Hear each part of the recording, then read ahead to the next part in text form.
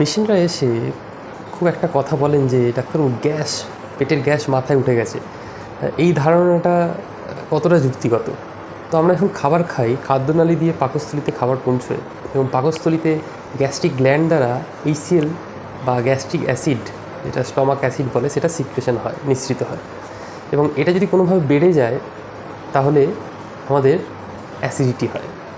তা এইটা কি সত্যি মাথায় উঠে যায়? সেই গ্যাস হয়ে গেছে পেটে, সেটা কি সত্যি মাথায় উঠে যায়? একদমই নয়। কারণ আমাদের যে মস্তিষ্ক থেকে ভেগাস নার্ভ সাপ্লাই দিয়েছে পাকস্থলীতে, এবং এই ভেগাস নার্ভ দিয়েই এই স্টমাকে বা পাকস্থলীতে অ্যাসিড সিক্রেশনটা নিয়ন্ত্রিত হয়। এবং যদি অ্যাসিডিটি হয় আমাদের স্টমাকে, তাহলে সেই সিগন্যালটাও কিন্তু ব্রেনে যায় এবং ব্রেনে মাথা ধরা থাকে, ঠিক আছে, মাথা যন্ত্রণা হয়।